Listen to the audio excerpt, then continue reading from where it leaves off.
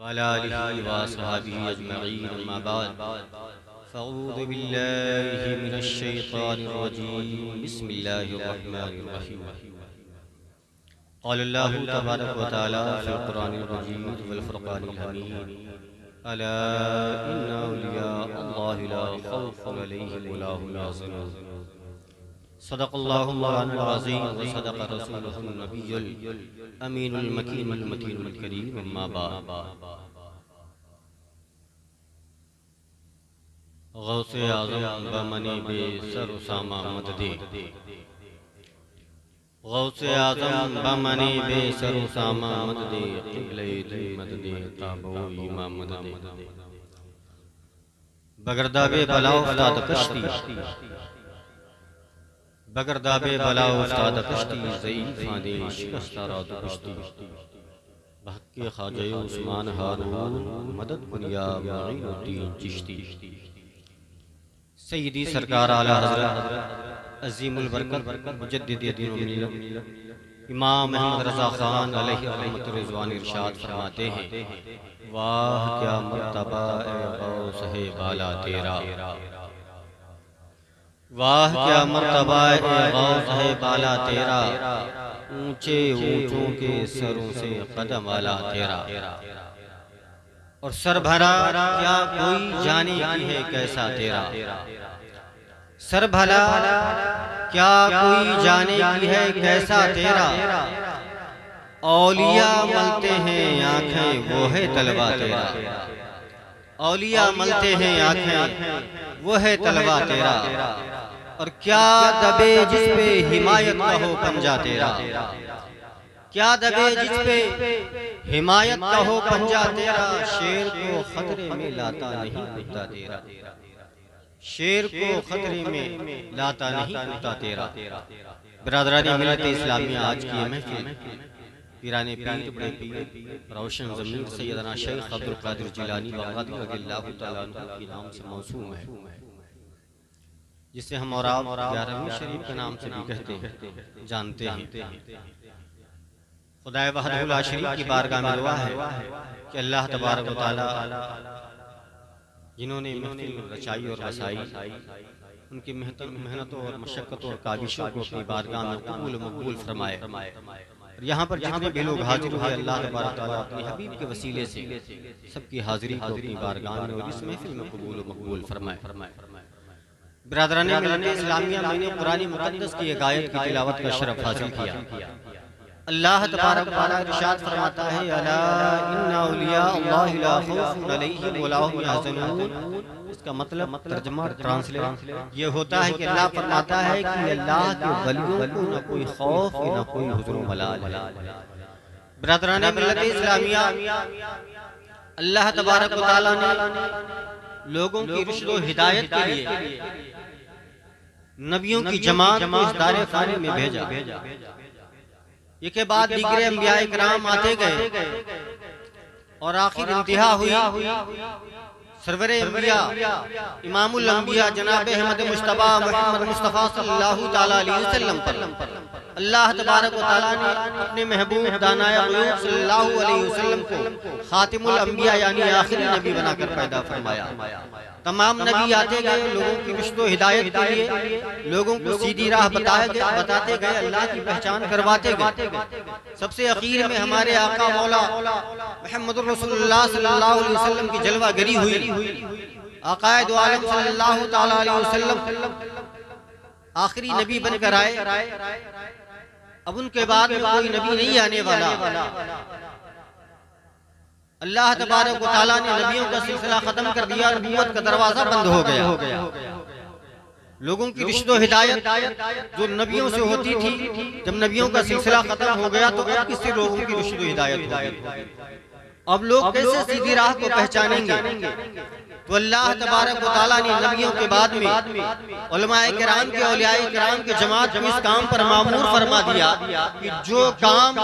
ابھی تک انبیاء کرام کرتے چلے آ رہے تھے، اب نبیوں کا سلسلہ ختم ہوا، نبیوں کا سلسلہ منقطع ہوا، اب ہمارے نبی کے بعد میں کوئی نبی نہیں آنے والا۔ العلماء ورثۃ الانبیاء کے تحت اللہ تبارک و تعالیٰ نے علماء کرام کو، اولیاء کرام کو یہ مقام، یہ مرتبہ، یہ منصب عطا فرما دیا کہ اب جو نبی کام کیا کرتے تھے، لوگوں کی رشد و ہدایت کا کام جو جاری اور ساری تھا، اب نبیوں کے بعد میں اللہ تبارک و تعالیٰ نے العلماء ورثۃ الانبیاء کا یہ جو مقام عطا فرمایا ہے، اب یہ کام اور یہ مقام جو ملا ہے، یہ کام علماء کرام کو، اولیاء کرام کو ملا ہے، اور رشد و ہدایت کا سلسلہ جو ہے اب ان کے ذریعے اللہ تبارک و تعالیٰ لوگوں کو پہنچاتا ہے۔ سبحان اللہ، سبحان اللہ، نعرہ تکبیر، نعرہ تکبیر، نعرہ رسالت، مسلک اعلیٰ حضرت، جشن غوث الورا، نعرہ تکبیر، نعرہ رسالت، سبحان اللہ۔ برادران ملت اسلامیہ، تو اللہ تبارک و تعالیٰ نے اب ایک سلسلہ آگے بڑھانے کے لیے اولیاء کرام کی جماعت کو پیدا فرمایا۔ اولیاء کرام اللہ تبارک و تعالیٰ نے اس خاکدان گیتی پر مبعوث فرمایا۔ انہی تمام ولیوں میں، جن کی آج یہ محفل ہے، تمام ولیوں میں ایک نام سے فہرست ہے، پیران پیر بڑے پیر حضور غوث اعظم رضی اللہ تعالیٰ عنہ، جن کو ہم اور آپ بڑے پیر کے نام سے بھی جانتے ہیں۔ غوث اعظم رضی اللہ تعالیٰ عنہ کو وہ مقام اللہ نے عطا فرمایا، وہ مرتبہ، وہ منزل عطا فرمائی کہ پیارے آقا صلی اللہ تعالیٰ علیہ وسلم کا مرتبہ اور مقام جسے تمام نبیوں میں افضل و اعلیٰ ہے، اسی طریقے سے غوث اعظم رضی اللہ تعالیٰ عنہ کا مقام و مرتبہ تمام ولیوں میں سب سے افضل و اعلیٰ۔ غوث اعظم رضی اللہ تعالیٰ عنہ ایسے ولایت کے منصب پر فائز ہوئے، ایسے ولایت کے منصب پر فائز ہوئے، اللہ تبارک تعالیٰ نے ایسے ولایت کا مرتبہ عطا فرمایا، ایسی منزل عطا فرمائی جو ان کے علاوہ کسی اور ولی کو اللہ نے۔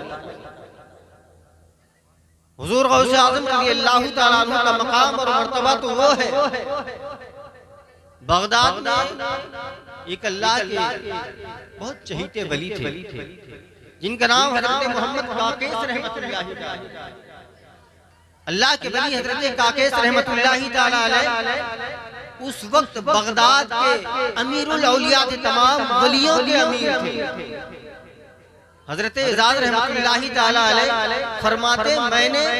آقا دو عالم صلی اللہ تعالیٰ علیہ وسلم کو خواب میں دیکھا، خواب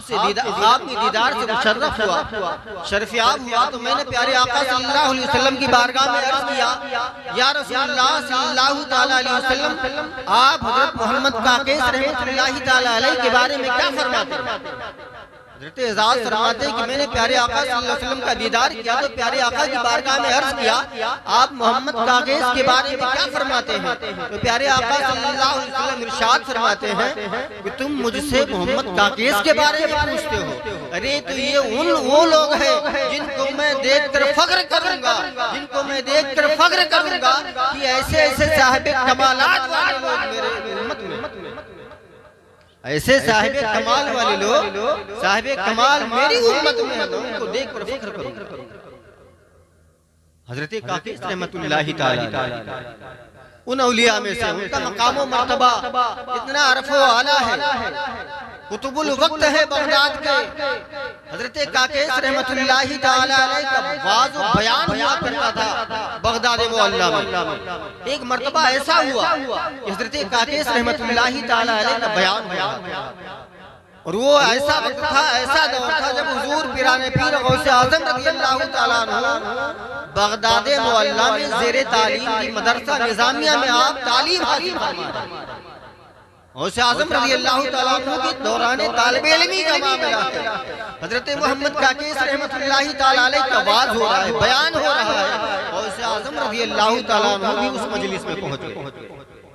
غوث اعظم رضی اللہ عنہ کے طالب علمی کا معاملہ ہے، غوث اعظم رضی اللہ تعالیٰ عنہ بھی اس محفل میں پہنچ گئے۔ حضرت کاکیس رحمت اللہ تعالیٰ علیہ نے جب غوث اعظم کو دیکھا، غوث اعظم کے اوپر حضرت کاکیس کی نظر پڑی، لوگوں کو بتایا،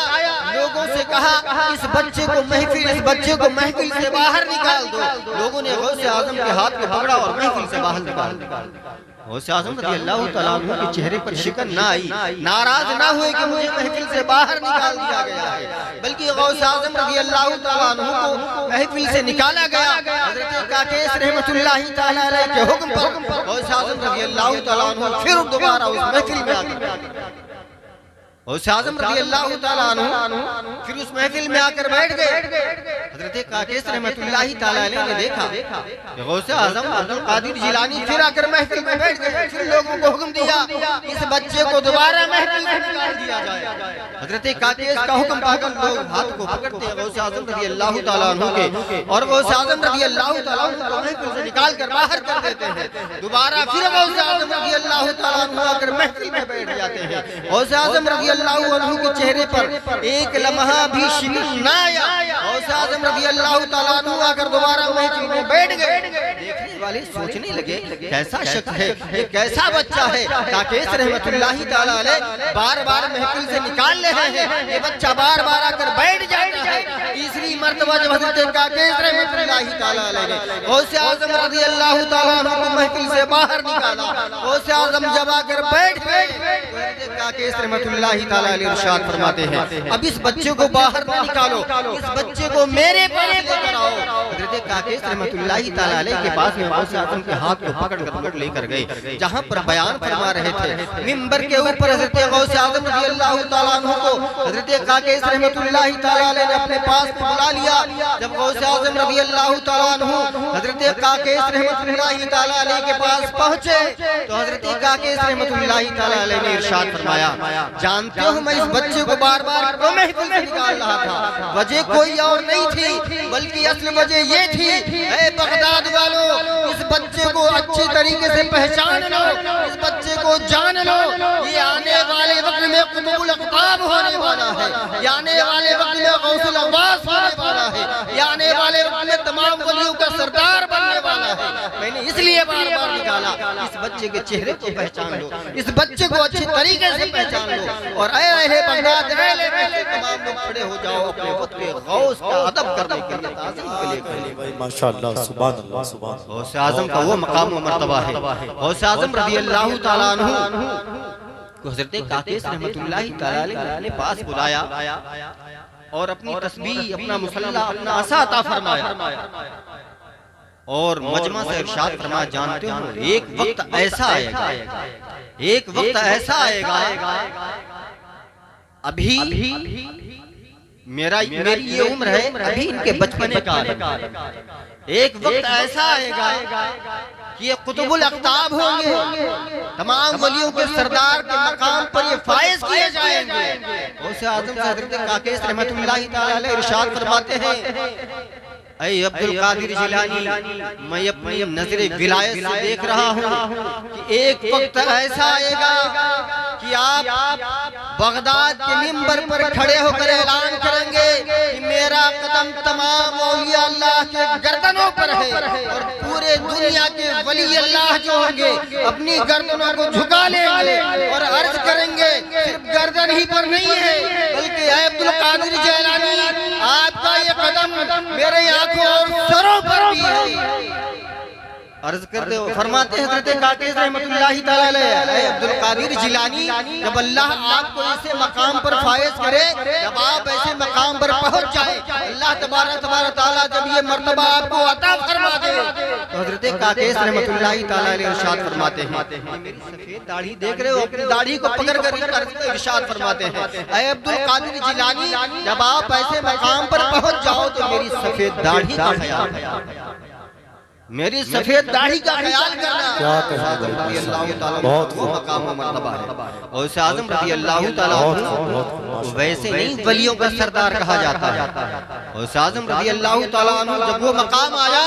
وہ مرتبہ ملا غوث اعظم رضی اللہ تعالیٰ عنہ کو، خدا کی طرف سے حکم ہوا کہ منبر پر کھڑے ہو کر اعلان فرمائے میرا قدم تمام ولیوں کے گردنوں پر ہے۔ جب حضرت غوث اعظم رضی اللہ تعالیٰ عنہ نے منبر پر کھڑے ہو کر اعلان فرمایا میرا قدم تمام ولیوں کے گردنوں پر ہے، تو دور و دراز پر خراسان کی پہاڑیوں میں حضور خواجہ معین الدین چشتی اجمیری سنجیر رضی اللہ تعالیٰ عنہ مجاہدہ میں مصروف تھے۔ جب یہ فرمان بغداد معلیٰ سے غوث اعظم رضی اللہ تعالیٰ عنہ نے اعلان تمام ولیوں کے گردنوں پر ہے۔ اس وقت حضور غزیر نواز رضی اللہ تعالیٰ عنہ خراسان کی پہاڑیوں میں مجاہدہ میں مصروف تھے۔ جب یہ فرمان حضور خواجہ معین الدین چشتی رضی اللہ تعالیٰ عنہ تک پہنچا، جب انہوں نے اپنے کانوں سے یہ فرمان سنا، فوراً اپنے سر کو جھکا دیا اور عرض کیا، صرف گردن ہی پہ نہیں بلکہ میرے آنکھوں اور سروں پر ہے۔ گویا عرض کر رہے حضور خواجہ غریب نواز رضی اللہ تعالیٰ عنہ، یہ دل یہ جگر ہے، یہ آنکھیں یہ سر ہے، جہاں چاہو رکھو کیا کہنے بھائی، نعرہ تکبیر، نعرہ رسالت، عظمت غوث اعظم، شان غوث اعظم، نعرہ تکبیر۔ درود پاک پڑھیں، اللہم صلی علی سیدنا مولانا محمد بارک وسلم، صلاۃ و سلام علیک یا رسول اللہ صلی اللہ تعالی علیہ وسلم۔ غوث اعظم کا وہ مقام، غوث اعظم کا وہ مرتبہ، بغدادی کے ولی ہیں اللہ کے، بڑے مشہور ولی ہیں جن کا نام حضرت شیخ علی بن حیتی رحمت اللہ تعالی۔ شیخ علی بن حیتی رحمت اللہ تعالی بغداد کے ان اولیاء کرام میں سے ہیں۔ اس وقت چار ایسے ولی تھے اللہ کے محبوب بندے، چار بغداد میں ایسے تھے جو بروقت مردوں کو زندہ کر دیا کرتے۔ انہی میں ایک حضرت شیخ علی بن حیتی رحمت اللہ تعالی، حضرت شیخ علی بن حیتی رحمت اللہ تعالی علیہ،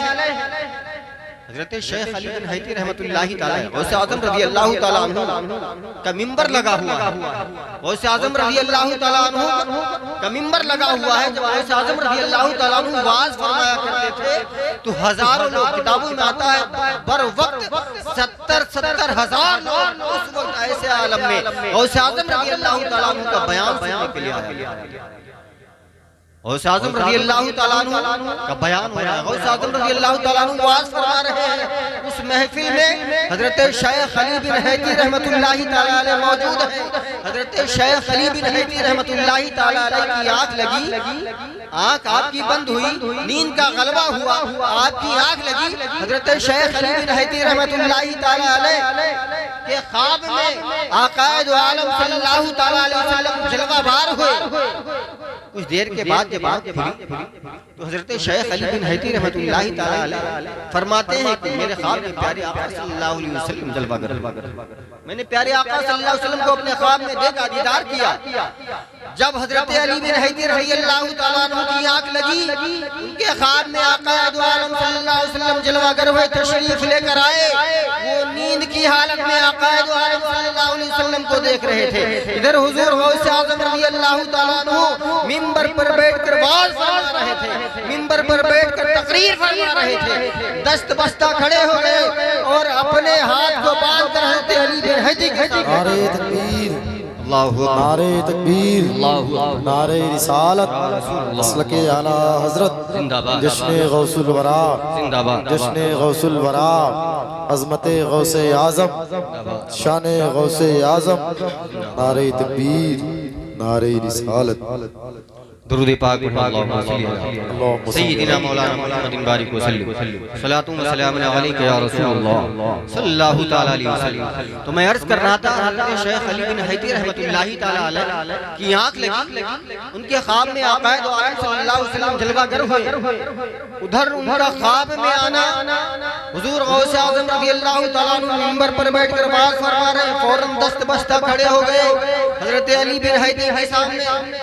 جب ان کی آنکھ کھلی، بیان کرنے لگے، میرے خواب میں پیارے آقا صلی اللہ علیہ وسلم کی جلوہ گری ہوئی، میں نے اپنی آنکھوں سے خواب میں پیارے آقا صلی اللہ علیہ وسلم کا دیدار کیا۔ غوث اعظم ارشاد فرماتے اسی لیے تو میں آپ کے سامنے دست بستہ کھڑا ہو گیا تھا کہ آپ خواب کے عالم میں، نیند کے عالم میں پیارے آقا صلی اللہ علیہ وسلم کا دیدار کر رہے تھے۔ میں اپنے ان پیشانی کی نگاہوں سے، پیشانی کی آنکھوں سے حالت بیداری میں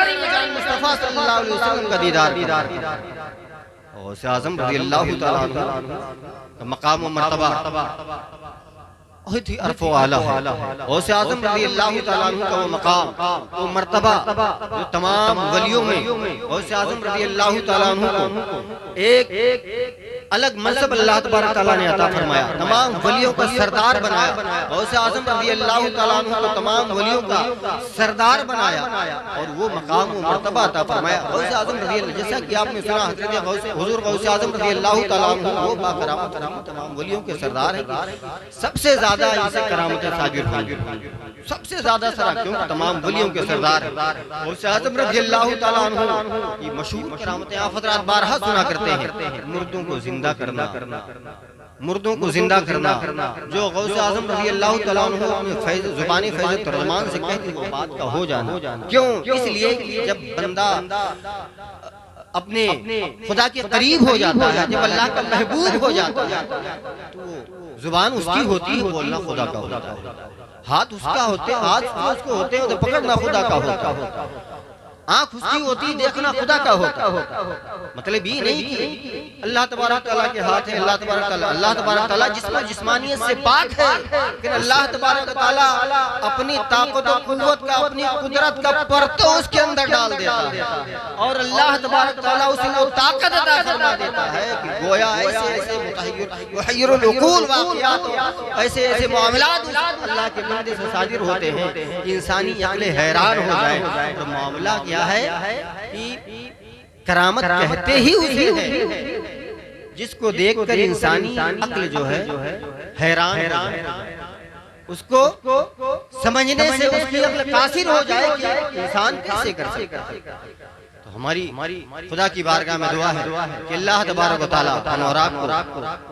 پیارے آقا صلی اللہ علیہ وسلم اور حضور غوث اعظم رضی اللہ تعالیٰ عنہ کی فیوز و برکات سے مالا مال فرمائے۔ اللہ تبارک تعالیٰ کی بارگاہ میں دعا ہے کہ ہمارے بولنے میں اگر کوئی غلطی ہوئی استغفر اللہ ربی من کل ذنب واتوب الیہ، استغفر اللہ ربی من کل ذنب واتوب الیہ، وآخر دعوانا الحمد للہ رب العالمین، السلام علیکم۔